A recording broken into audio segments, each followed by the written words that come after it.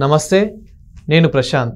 గత కొన్ని రోజులుగా మనకు వినిపించేది ఇక నుంచి థియేటర్స్ బంద్ అని చెప్పేసి చాలా వైరల్గా మారింది. ఇదే క్రమంలో cine industry versus Pawan Kalyan అన్నట్లు కూడా మారిపోయింది. అయితే మరి అసలు సినీ ఇండస్ట్రీలో ఏం జరుగుతుంది, అసలు ప్రాబ్లం ఏంటి అనే విషయాలు అయితే తెలుసుకుందాం. దీని గురించి అయితే మాట్లాడేందుకు ప్రస్తుతం మనతో పాటు సీనియర్ జర్నలిస్ట్ సిఎస్ రావు గారు ఉన్నారు. నమస్తే అండి. నమస్తే సార్, అసలు సినీ ఇండస్ట్రీలో ఏం జరుగుతుంది, ఎందుకని థియేటర్స్ బంద్ పెడదాం అనుకున్నారు, and Pawan Kalyan versus cine industry అన్నట్లు కూడా మారిపోతుంది. పవన్ కళ్యాణ్ గారు కూడా మొన్న ఒక చిన్న ప్రెస్ మీట్ పెట్టి మాట్లాడడం జరిగింది. అసలు ఏం జరిగింది? ఇప్పుడు ఒకటి మాత్రం చెప్పగలను, సినిమా ఇండస్ట్రీలో అంత లోతుగా నేను ఎప్పుడు వెళ్ళలేదు, కానీ నాకు గత కొన్ని సంవత్సరాలుగా కనిపిస్తున్నది ఏంటంటే ఒకరికొకళ్ళు కుట్రలు చేసుకుంటున్నారు అనేది అర్థమవుతుంది నాకు.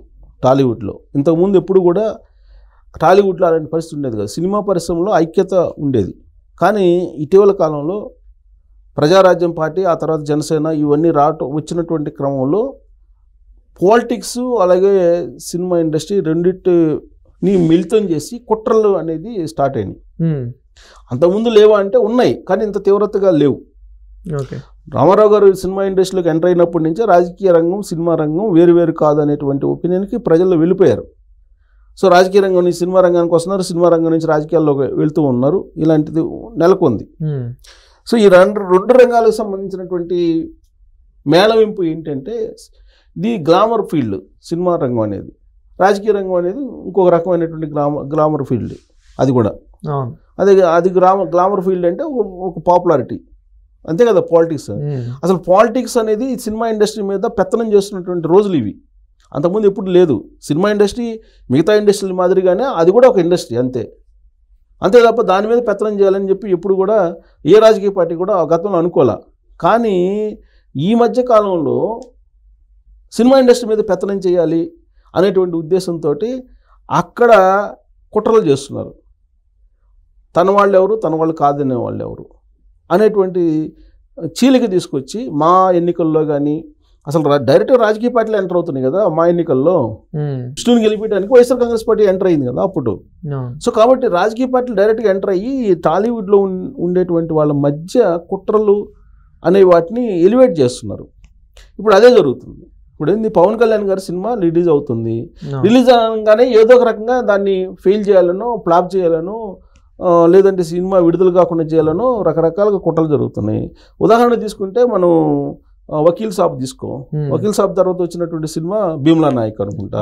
ఈ రెండు సినిమాలని ఏదో ఒక రకంగా డ్యామేజ్ చేయాలనే ప్రయత్నం చేశారు ఆ రోజు ఉన్నటువంటి వైఎస్ఆర్ కాంగ్రెస్ పార్టీ ప్రభుత్వం. టికెట్లను తగ్గించేటువంటి ప్రయత్నం కొన్నిసార్లు చేశారు. ఎగ్జిబిటర్లు మధ్య కొన్ని డిస్ప్యూట్స్ ఉన్నాయని చెప్పి కొన్నిసార్లు చేశారు. రకరకాల డిస్టర్బెన్స్. కొన్నిసార్లు ఏమో మీకు బెనిఫిట్స్ ఇవ్వమని చెప్పారు, అసలు టికెట్లు పెంచుకునేదానికి అవకాశం లేదని చెప్పి కొన్ని రోజులు చెప్పారు. ఇట్లా రకరకాలుగా చెప్పారు. అంటే ప్రజారాజ్యం పార్టీ చిరంజీవి గారు పెట్టారు, దాన్ని వైండప్ చేశారు, కాంగ్రెస్ పార్టీలో విలీనం చేశారు, అయిపోయింది. పాలిటిక్స్లో మళ్ళీ జనసేన వచ్చింది. అది అయిపోయిన తర్వాత జనసేనని టార్గెట్ చేసింది వైఎస్ఆర్ కాంగ్రెస్ పార్టీ. ఎందుకు చేసింది అని అంటే, జగన్మోహన్ రెడ్డి గారు 2019 నుంచి ముఖ్యమంత్రి ఉన్నారు, 2024 వరకు. 2019లో ఆయన ముఖ్యమంత్రి అయిన తర్వాత సినిమా ఇండస్ట్రీ వెళ్ళి ఆయన అభినందించలేదు అనేటువంటిది ఆయనకి ఒక మనసులో పడిపోయింది. సో ఎవరు ఆయన అభినందించలేదు, సినిమా పెద్దలు వెళ్ళి ఎవరు కూడా ఆయన్ని అభినందించలేదు. కారణం ఏంటంటే, గతంలో సినిమా ఇండస్ట్రీకి వాళ్ళకి పెద్దగా రిలేషన్స్ లేవు. అయినా కానీ కట్టసీగా ఒక ముఖ్యమంత్రిని అభినందించాల్సి కదా, మరి ఎందుకు అభినందించలేదు అనేటువంటిది ఆయన మనసులో పడింది. సార్, వాళ్ళు ఇప్పటికీ ఏమంటున్నారంటే, సినీ ఇండస్ట్రీలో కొందరు ఏమంటున్నారంటే, అసలు ఎందుకు వెళ్ళాలి, ఎందుకు పలకరించాలి, పొలిటికల్కి ఇండస్ట్రీకి ఏంటి సంబంధం, ఎందుకు రాజకీయాలు ఇన్వాల్వ్ అవుతున్నాయని చెప్పేసి కొందరు మాట్లాడుతూ ఉన్నారు. ఎగ్జాక్ట్గా గతంలో ఎప్పుడు లేని విధంగా ఇప్పుడు రాజకీయాలు ఎంటర్ అవుతున్నాయి. ఎందుకు వాళ్ళ మీద పెత్తనం చేయాలి, ఆ ఇండస్ట్రీ మీద పెత్తనం చేయాలనుకుంటున్నారు. ఏ ఇండస్ట్రీ మీద పెత్తనం లేనటువంటి వాళ్ళు ఈ ఇండస్ట్రీ మీద ఎందుకు పెత్తనం చేయాలనుకుంటున్నారు అని అంటే, గ్లామర్ ఇండస్ట్రీ.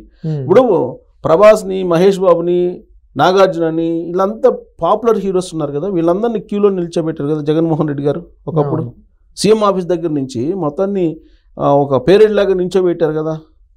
నిల్చోబెట్టి వాళ్ళు ప్రాధాయపడేలాగా చేశారు కదా జగన్మోహన్ రెడ్డి గారు. మరి అది ఎందుకు చేశారు అని అంటే, సినిమా ఇండస్ట్రీ వాళ్ళు వచ్చి ఆయన్ని పలకరించలేదనో, లేకపోతే ఇంకొక రకంగా కారణాలు చెప్తున్నారు. కారణాలు ఏదైనా కానీ ఆయన ఇంటికి అందరూ వెళ్ళారు కదా, అందరూ వెళ్ళాల్సిన అవసరం ఏంది, పాపులర్ హీరోలు అంటే మొత్తం మా ఆధిపత్యం ఉండాలి అనేటువంటి ఒక ఆలోచన. సో ఈ సినిమా ఇండస్ట్రీని ఆ ఇండస్ట్రీ మాదిరిగా బతకనివ్వట్లేదు. కారణం ఏంటంటే సినిమా ఇండస్ట్రీ ఉండేటువంటి పాపులర్ హీరోలు రాజకీయాలతో సంబంధాలు కలిగి ఉన్నారు. ఆ సంబంధాలు లేనంత వరకు ఆ ఇండస్ట్రీ జోలికి ఎవరు వెళ్ళాల. కానీ ఆ ఇండస్ట్రీలో ఉండేటువంటి వాళ్ళే సినిమాలో పాపులర్ హీరోలుగా ఉన్నారు కాబట్టి ఈ పరిస్థితి వచ్చింది. ఇంకొక మెట్టు ఎక్కి ఆలోచిస్తే కనుక ఇప్పుడు ఎగ్జిబిటర్సు, థియేటర్ ఓనర్సు, పొలిటికల్ లీడర్సు అంతా వాళ్ళే.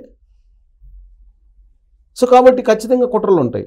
కుట్రలు అనుకుని ఎటువంటి ఇప్పుడు ఎగ్జిబిటర్స్ ఎవరున్నారు? నిర్మాతలే ఎగ్జిబిటర్స్. అవును. ఆ నలుగురు అంటారు ఇండస్ట్రీలో. మొత్తం 2 రాష్ట్రాల థియేటర్లకు సంబంధించి 4 దగ్గర ఉన్నాయి. ఈ 4 ఏదో ఒక పార్టీకి అలైడ్ అయి ఉన్నారు.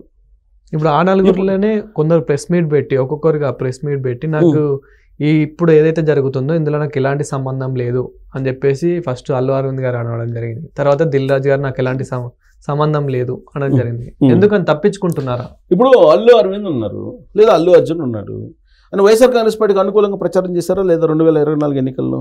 అవును. ఇప్పుడు మన కాంగ్రెస్ పార్టీ ఇక్కడ ఉంది. కాంగ్రెస్ పార్టీ సీఎం రేవంత్ రెడ్డి గారిని అభినందించలేదు. పోయి రేవంత్ రెడ్డి గారి పేరు అసలు మర్చిపోయాడు.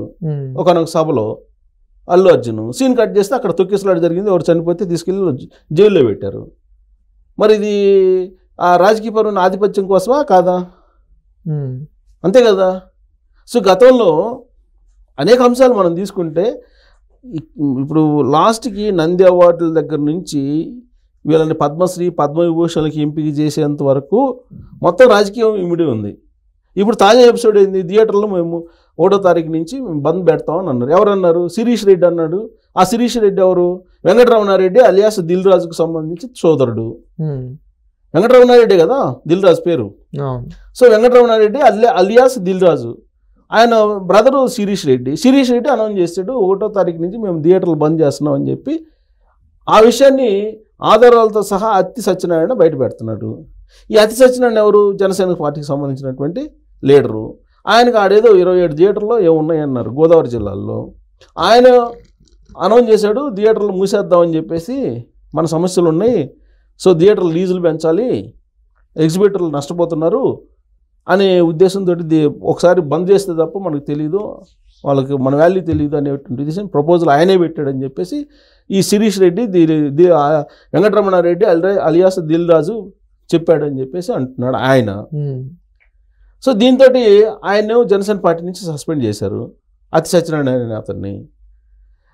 ఆయన ఏంటి ప్రెస్ మీట్ పెట్టాడు. ఇప్పుడు కొద్దిసేపటి క్రితం ప్రెస్ మీట్ పెట్టి అసలు ఈ ఎపిసోడ్ నాకు సంబంధమే లేదు, ఆ శిరీష్ రెడ్డి అయిన అతనేమో వెంకటరమణారెడ్డి అలియాస్ దిల్ రాజు సోదరుడు ఆయన 1వ తారీఖు నుంచి థియేటర్లు బంద్ అని చెప్పి అనౌన్స్ చేశాడు, మొత్తం నా పైన నెడుతున్నారు, నాకే పాపం తెలియదు అని ఆయన అంటున్నాడు.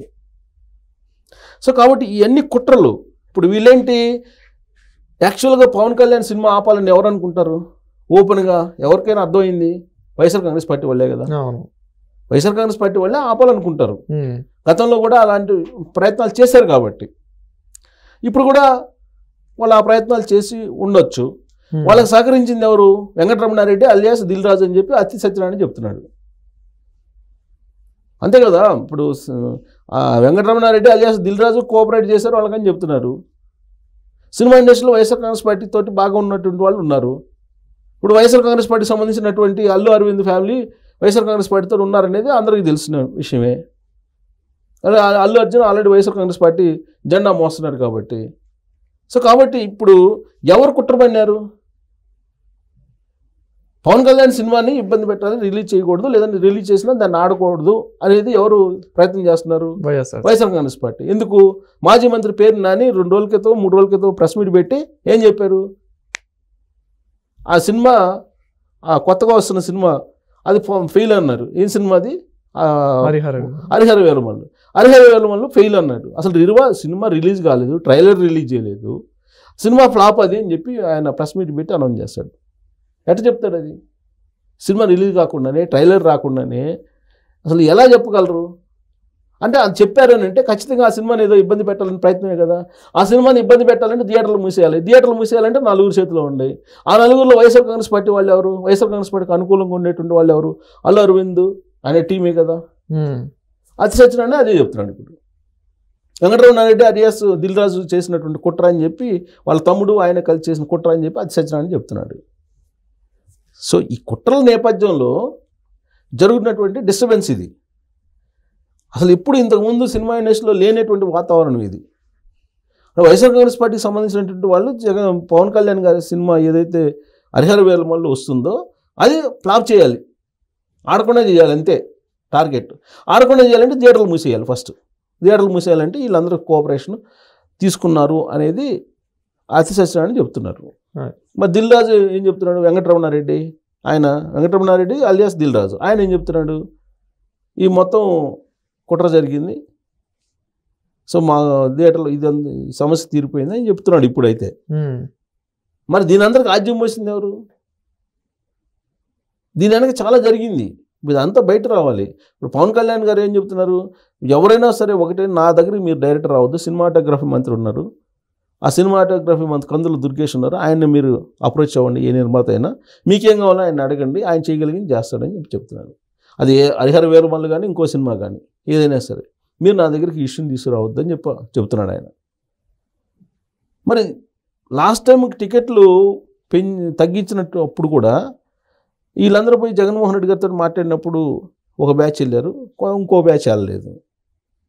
అదే ఇదంతా కూడా కుట్రలతో కూడుకున్నటువంటి ఇండస్ట్రీగా మారిపోయింది. అది సినిమా రిలీజ్ కాకముందే సినిమా ఫ్లాప్ అయిందని ప్రచారాలు చేయటం, ఇవన్నీ రకరకాలు ఉన్నాయి. ఒకటి కాదు, జాడ్యాలు, ఇప్పుడు అనేక జాడ్యాలు ఉన్నాయి.